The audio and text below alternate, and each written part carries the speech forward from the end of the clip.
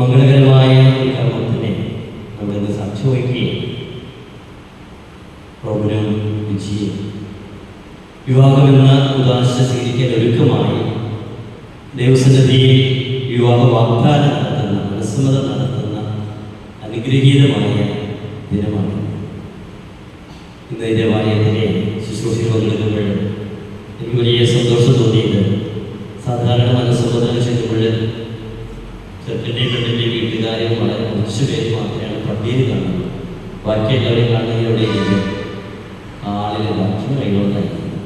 പക്ഷെ ഇവിടെ ഈ തിരുക്കർമ്മങ്ങൾ ആരംഭിക്കുന്നതിന് മുൻപ് തന്നെ ഈ ദേവാലയം മുഴുവനും നിങ്ങളെ കൊണ്ട് നിറഞ്ഞു കഴിഞ്ഞിരിക്കുകയാണ്. എന്ന് വെച്ചാൽ ഏറ്റവും പ്രത്യേകമായി പ്രാർത്ഥനയാണ് വിവാഹ ജീവിതത്തിന് ആവശ്യം എന്നുള്ള തിരിച്ചറിവോടെ ഈ തിരുക്കർമ്മത്തിൽ പങ്കുചേരുന്നവരാണ് ഇന്ന് ക്ഷണിക്കപ്പെട്ടവിടെ പങ്കുചേർന്നിരിക്കുന്നത്.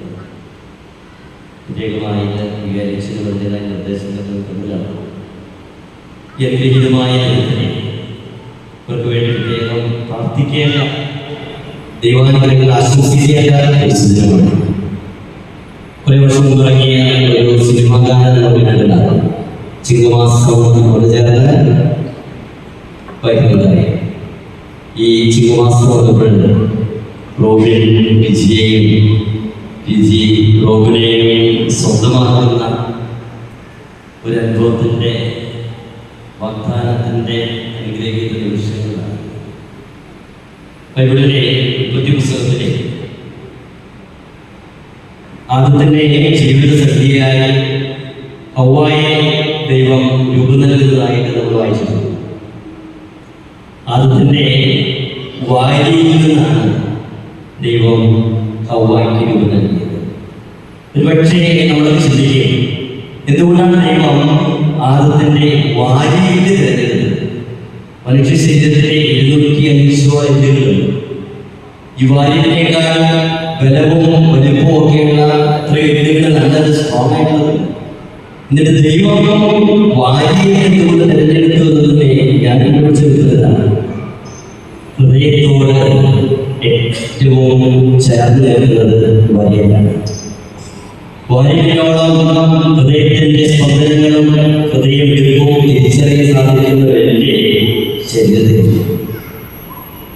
ദൈവം ആദ്യത്തെ ജീവിതസ്ഥിതി നൽകിയത് ഹൃദയത്തോട് ചേർത്ത് വയ്ക്കാനാണെന്ന് ഒരു പക്ഷേ ഈ പുസ്തകം ഓർമ്മിക്കുന്നു. റോബിനും വിജയും വിവാഹത്തിന്റെ ഏറ്റവും അടുത്ത വിവാഹത്തിന്റെ മനസ്സമ്മതത്തിന്റെ വിഷയങ്ങൾ കടന്നു പോകുന്നു. കുറച്ച് ദിവസങ്ങൾക്കുള്ളിൽ വിവാഹത്തിലാണ്. വിവാഹം ഹൃദയങ്ങളെ ചേർത്ത് വയ്ക്കാൻ ഉദാശീലം പറയുക. രണ്ട് വ്യക്തികൾ, രണ്ട് കുടുംബങ്ങൾ അവരൊന്നു ചേർന്ന് ഒരു കുടുംബമായി രൂപപ്പെടുമ്പോൾ അവിടെ ഹൃദയങ്ങൾ സ്നേഹത്തിന്റെ നിറവിൽ ഒന്നായി ചേരുന്ന അനുഗ്രഹീതമായ ഒരു ഉദാശീലമാണ്.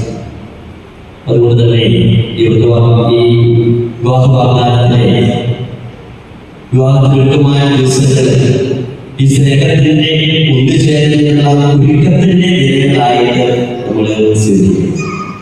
നമുക്ക് ഒരുപാട് ഉപദേശങ്ങളൊക്കെ നമസ്കാരങ്ങളെ അച്ഛന്മാരും അതുപോലെ മാതാപിതാക്കളും അതിൽ ഉപദേശം തരാനുണ്ട്. പക്ഷേ നിങ്ങളുടെ ജീവിതത്തിൽ എന്നും സന്തോഷവും സമാധാനവും സ്നേഹവും സംതൃപ്തിയും നിറഞ്ഞതാകണമെങ്കിൽ പരസ്പരം മനസ്സിലാക്കാനും പരസ്പരം ക്ഷമിക്കുവാനും പരസ്പരം വിട്ടുവീഴ്ച ചെയ്യാനും എത്രമാത്രം ഒരുക്കുന്നുവോ അത്രമാത്രം സന്തോഷവും സമാധാനവും സ്നേഹവും നമ്മുടെ ജീവിതത്തിലെ ഇതുണ്ടാകും.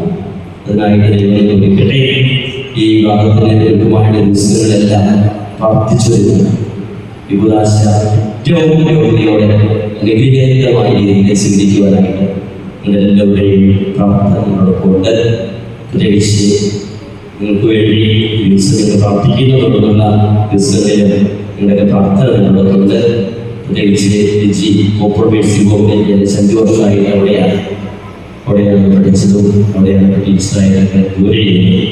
അതുകൊണ്ട് തന്നെ എനിക്കറിയാം ഗോവിൻ്റെ സൗഭാഗ്യമാണ് വിജി. ഗോവിൻ്റെ വീട്ടുകാരെ വ്യക്തിപരമായിട്ട് അറിയില്ലെങ്കിലും മനസ്സിലാക്കിയത്തോളം അനുഗ്രഹീതമായ കുടുംബമാണ്. ഈ രണ്ട് കുടുംബങ്ങൾ തീർച്ചയായിട്ടും ദൈവസന്നിധിയിലെ സ്വീകാര്യമായ രീതിയിൽ അനുഗ്രഹത്തിൻ്റെ നിറവ് ജീവിതത്തിൽ വിവാഹമായ അവകാശത്തിൻ്റെ സ്നേഹമായി ജീവിതത്തിൽ സ്വീകരിക്കുവാൻ തുടർന്ന് നൽകുന്ന എൻ്റെ കുടുംബങ്ങളുടെ തീർച്ചയായിട്ടും എൻ്റെ ജീവിതം സന്തോഷകരമാകട്ടെ ഞാൻ ആശംസിക്കുന്നു, പ്രാർത്ഥിക്കുന്നു. എല്ലാവരുടെയും പേരിലെ പോലെ സിസ്റ്റേഴ്സ് ആദ്യമായിട്ടാണ് ഒരു മനസ്സമ്മതത്തിന് പങ്കെടുക്കുന്നത്. സാധാരണ സിസ്റ്റേഴ്സ് പോകാൻ ഒരുപാട് ചെയ്യാൻ പോകുന്ന ആഗ്രഹമുണ്ട്. അങ്ങനെയാണ് സിസ്റ്റേഴ്സ് വന്നിരിക്കുന്നത്. അവരുടെ സ്റ്റാഫ് അവരെ എത്തിയിട്ടുണ്ട്, അവരുടെ വരാൻ സാധിച്ചിട്ടില്ലേ. എല്ലാവരുടെയും എല്ലാവരുടെയും പേരിലെ ഒരു ഉച്ചയ്ക്ക് എന്നോട് ആശംസിച്ച് പ്രാർത്ഥനകൾ നേരുന്നു. തുടർന്നുള്ള ദിവസങ്ങൾ പ്രാർത്ഥനയോടെ നമുക്ക് ഒരുങ്ങാമെന്ന് പിതാവിൻ്റെയും പുത്രൻ്റെയും പരിശുദ്ധാത്മാവിൻ്റെയും നാമത്തിൽ